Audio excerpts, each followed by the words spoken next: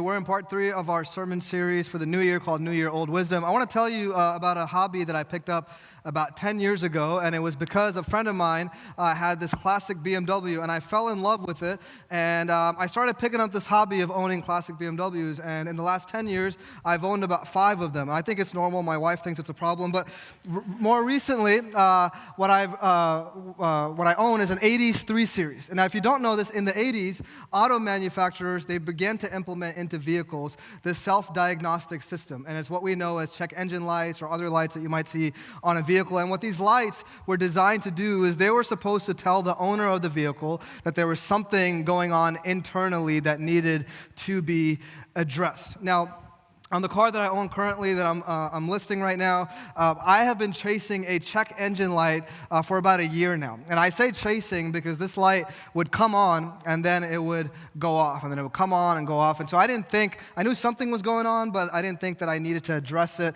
And it would come on depending on how fast I was driving or hard I was driving or the conditions outside, whatever it may be, till the point that the check engine light actually came on and stayed on the car.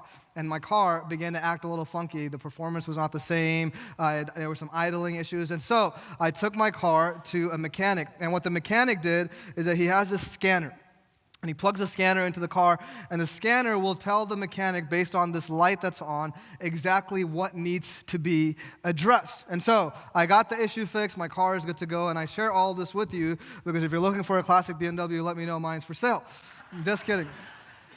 We've been talking about wisdom the last few weeks, and wisdom, I think, works in a very similar way to a check engine light on our car. See, wisdom, as we've heard the last few weeks, it tells us what to watch out for.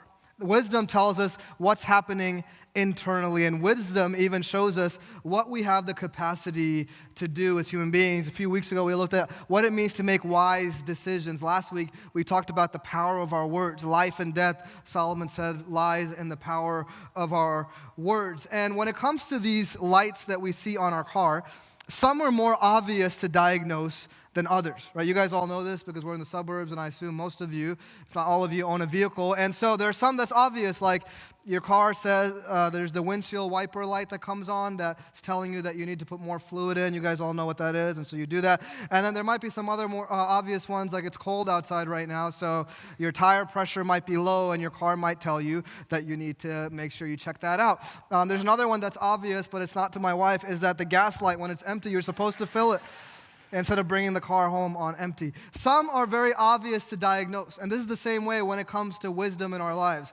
Last week, for example, I talked about the power of our words and the power of speech. That one's kind of obvious. In fact, most of the people that I talked to after service, you guys came up to me and said, "Thank you, I need to work on my speech." That's exactly what I needed to hear. This is the area that I'm struggling in. Because why all of us would say that we struggle with how we talk at times. There are some times where we say some things when we're not at our best that we regret. And so some are more obvious. There are other lights that are more difficult to diagnose, and there are other parts of our hearts that are more difficult to diagnose, and that's especially true of what we're talking about today. And today we're going to dive into the topic of envy.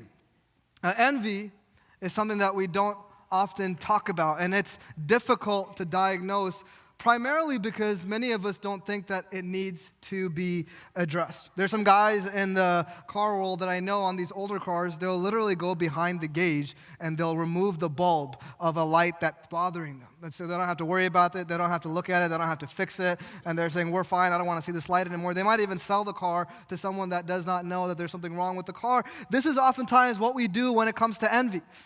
There are some symptoms in our lives that's pointing to envy, but we say, "I don't really know if I need to address this thing called envy." This is what we do. One philosopher, when it comes to envy, he said this: "The only thing worse than envy is denying that it ever existed."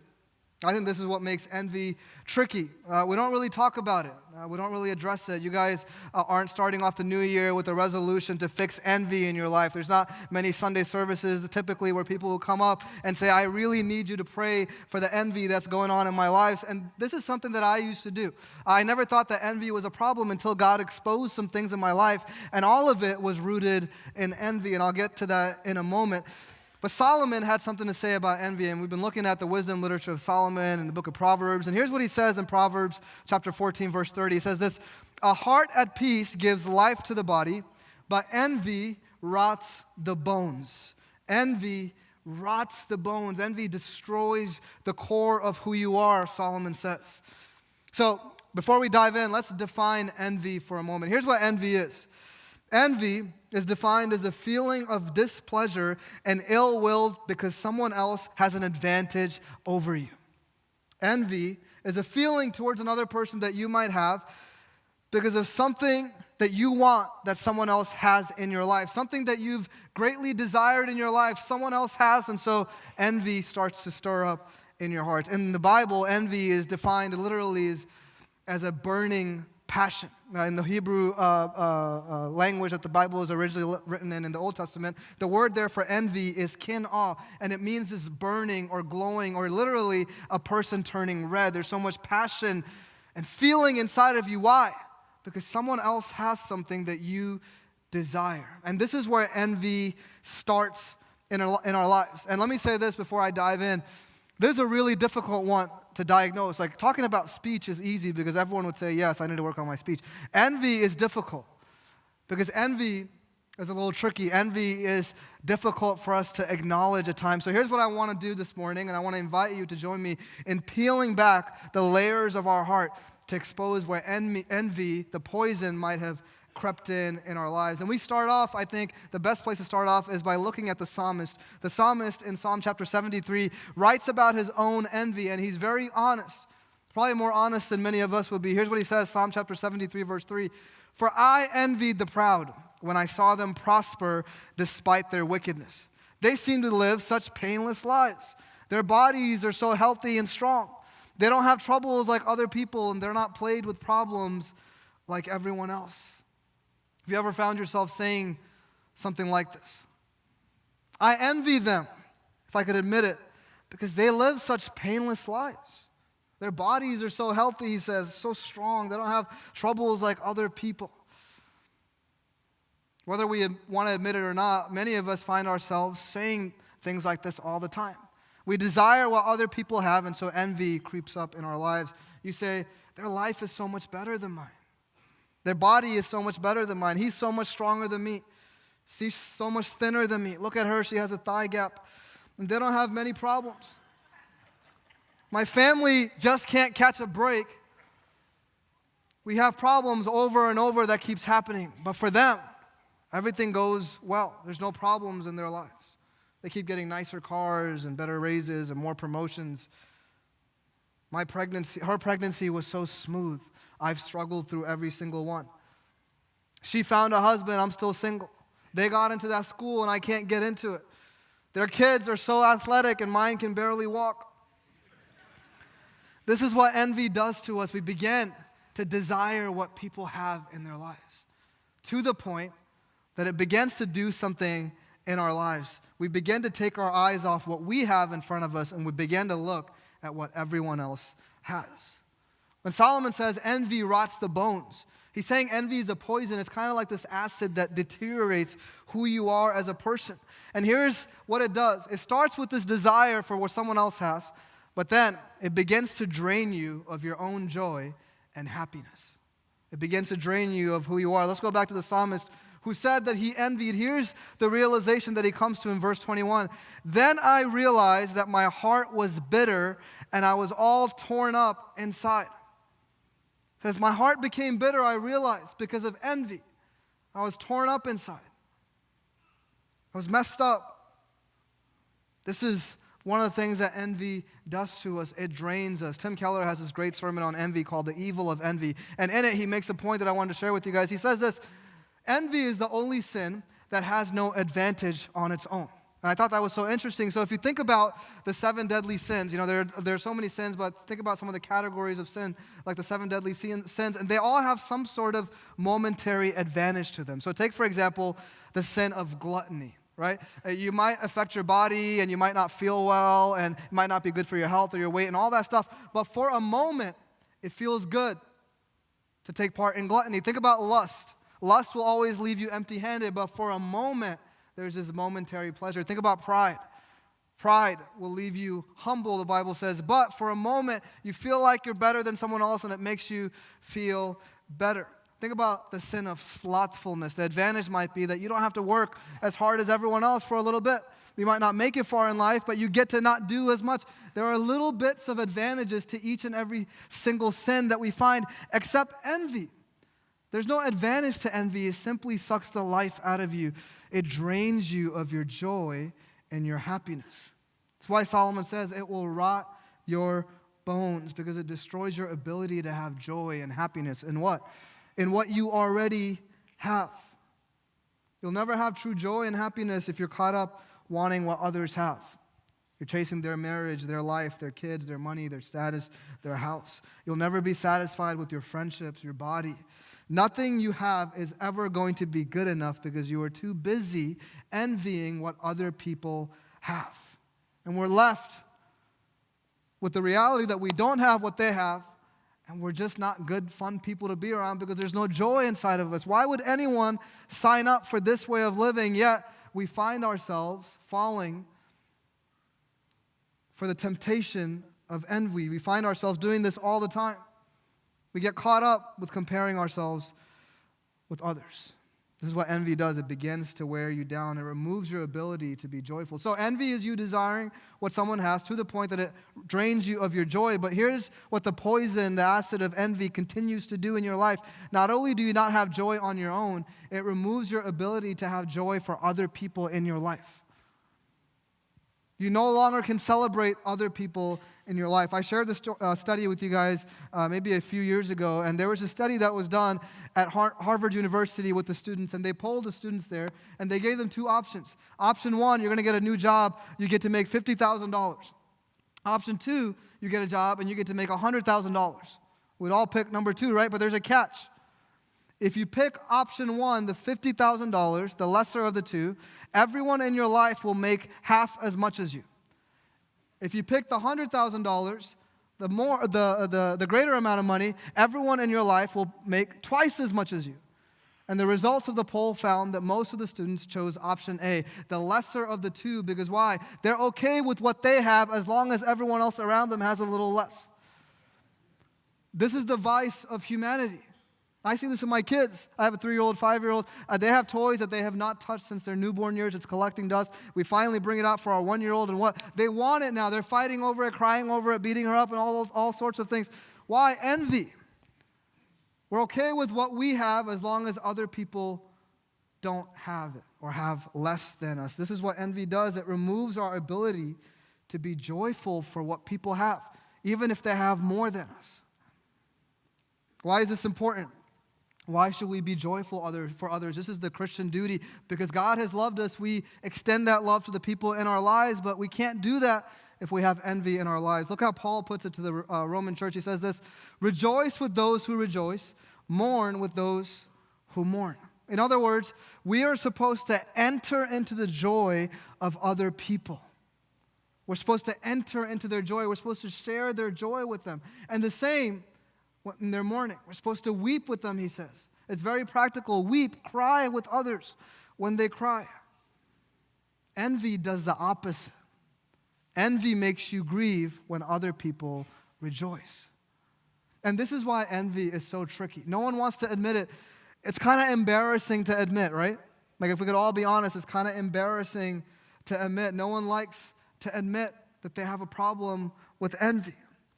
This is the part of envy where you and I, we become like the guy that removes the bulb from the check engine light because you don't have to deal with it. Because it's kind of yucky, it's kind of gross. How many of us can truly admit that we struggle with envy? And if we're not going to peel back the layers of our heart to expose what's deep down inside that's affecting who we are, our relationship with God and relationship with others, we're not truly being disciples of Jesus. So how many of us can truly admit it? If I'm being honest with you, I've struggled with it. And I found God exposing this in my life. Like I struggle sometimes celebrating certain people. It's just me, you guys don't deal with that? I struggle with it at times.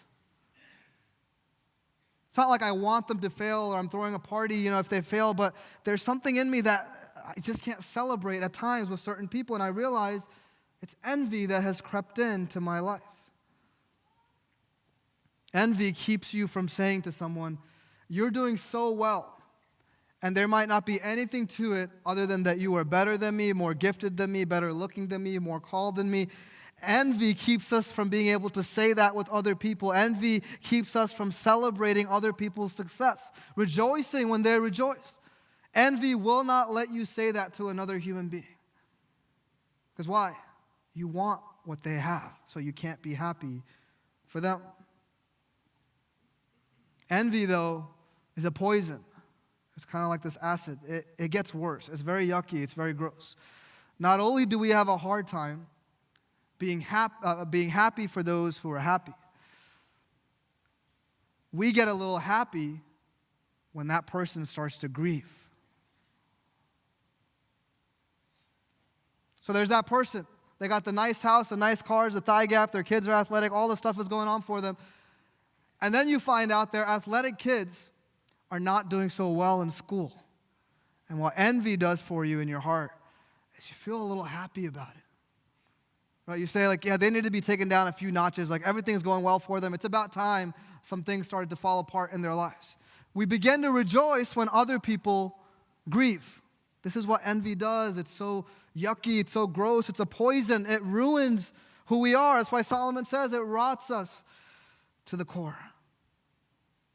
And as a result of your inability to be happy with those who are happy, and because you're happy when they fail, your relationships with these people start to drift apart. It starts to splinter. That person doesn't feel celebrated by you. You don't feel celebrated by them. As a result, that person's not really sure if you want the best for them, and just starts to go like this. We said that wisdom is one of the most important qualities that you and I can possess this year. And I think for many of us, many of you, maybe 2023 was a year where there were broken relationships. You struggled with friendships or your in-laws or whatever it might be, or just satisfaction in life. I wonder if envy is the thing that's gotten in between the relationships in your life, in your families, your in-laws, coworkers, friends, neighbors. Maybe that gap is filled with this poison called envy that creeps in at times. Envy cuts us off from true fellowship, from true unity. Envy is a dividing wall that Jesus destroyed over 2,000 years ago. This is why envy is a problem. So envy is you desiring what other people have to the point where it drains you of your joy, to the point where it destroys your ability to have joy for other people. But here's what makes envy truly a poison. See, if you think about the topics that we've covered and we're going to cover in this series, they could all seem like a self-help, right? Make better decisions, be better with your words, don't be envious. And you'll find everyone writes about envy.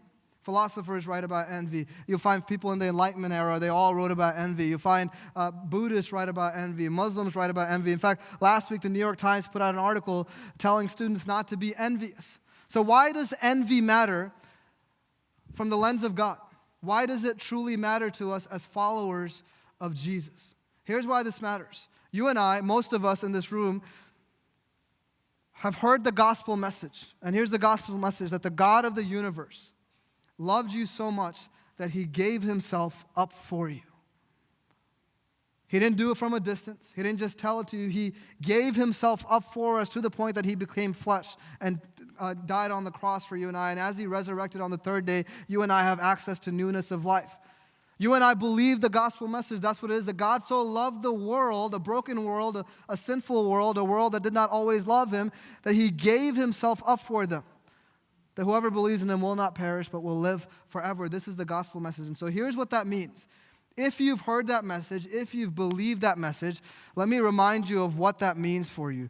If you believe the gospel message, it means that from this day to the day that you die, there's no amount of success that you can have in life that will make God love you anymore. It also means that from this day to the day that you die, there's no amount of failure that you can have in your life that will make God love you any less. That's the gospel message. And if you and I truly believe that, if we truly understood that, we would realize envy is the enemy of our satisfaction in God's love for us. Because we're not content with that unconditional love and status and identity that comes through the finished work of Jesus on the cross. This is why envy is a problem. Envy has removed our ability to be satisfied in God. Worship band, you guys can come on up as I get ready to wrap up this morning. Envy is the enemy of God's love for you. The psalmist, he talks honestly about the envy in his life, and then he realizes that he was a bitter person. I love where he lands at the end of chapter 73. Here's what he says. He realizes this: whom have I in heaven but you? I desire you more than anything on earth. My health may fail and my spirit may grow weak, but God remains the strength of my heart. He is mine forever. Those who desert him will perish, for you destroy those who abandon you. But as for me, how good is it to be near God? I have made the sovereign Lord my shelter, and I will tell everyone about the wonderful things that you do. The psalmist has gotten to a point where he is totally satisfied and content with God. He says, whom have I except for you, God? You are my strength.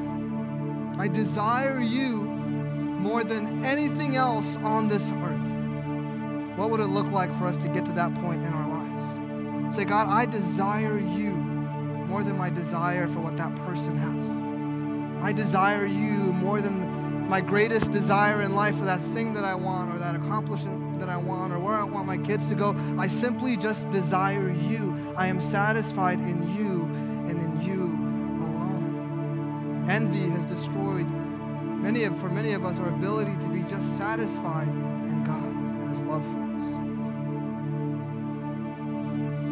Envy, for some of us, has derailed us of God's purpose for us. So we desire what other people have. We don't have it, so we don't have joy in our hearts. And then we can't be joyful for them. And we're even a little joyful when they fall. And then, because of all this, we can't be satisfied in God. If you're not satisfied in God and what he has for you and who he calls you to be, then you can never enter into the purpose that God has only for you.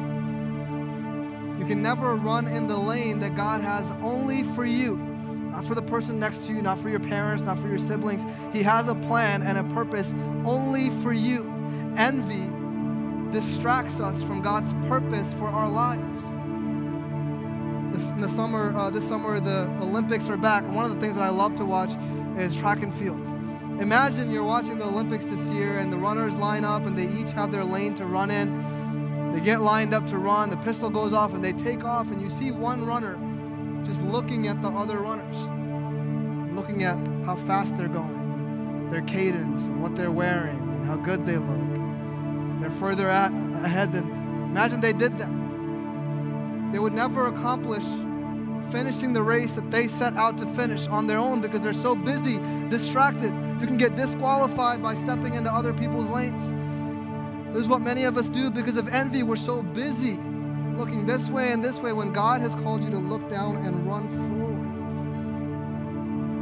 Run the race that is set before you, the writer of Hebrews says. Envy, for many of us, has distracted us from God's purpose for our lives.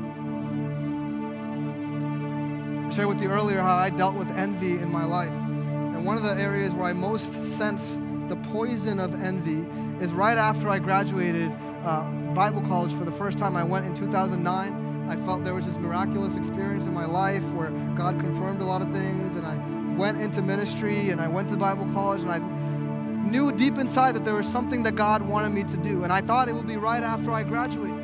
So I graduate the Bible college, and then I find myself not having a job, not knowing what to do, so I moved back home with my parents in New York, and I'm staying with my parents, and I'm serving at my church. But then I look and I see a lot of my friends that graduated from school. They're getting jobs at churches, they're writing books, they're putting out worship albums, they're traveling the country. And then envy begins to creep into my life. And I begin to say, look at them, they're doing all these things. Why am I not accomplishing all these things?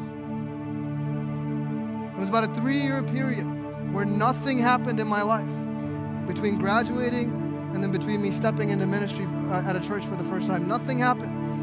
And it was 3 years of me second guessing, looking at everybody else, to the point, there was a point in my life, as I started dating my wife, Crystal, at the time, there was a point in my life where I told her, maybe ministry is not for me. Maybe I just need to go do something else. Maybe going to Bible college was a mistake. Envy almost stripped me of my calling because I was so busy looking at what God was doing in everyone else's life that I forgot that He was building something inside of me. There was this resiliency that He was building inside of me. There's something greater that I did not know what He was doing. And the only thing that kept me like just right there is me being with Jesus. Just being content with Him. I had that foundation. Even going back to Bible school, I had this foundation of just being with Him every single day. Just alone in the woods every single day. At 5 a.m. every single day, over and over. And that carried me through right after. In that difficult dry season where I found myself comparing myself to the entire world. Second-guessing who I am. Second-guessing God. Envy is so poisonous. I look back and I go, envy almost changed the trajectory of my life. This is why it's so important for you and I to address this issue of envy. What would it look like for us to just be satisfied in what God has for you? Some of you need to know God has something just for you. That means that you are the right mother for your kids. You are the right father for your kids.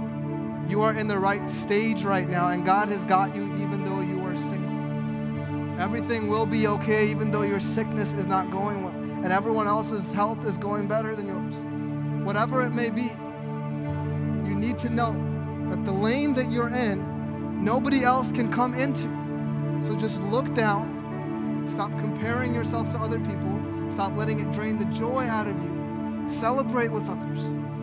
Be content with God. And I just want to give you 3 things that you can do, because there's one thing that I learned in the car world, that preventative maintenance when it comes to your car is better than a costly repair that you're forced to make. And so here's 3 things that you can do to prevent envy from creeping into your life this year. Number 1, practice gratitude.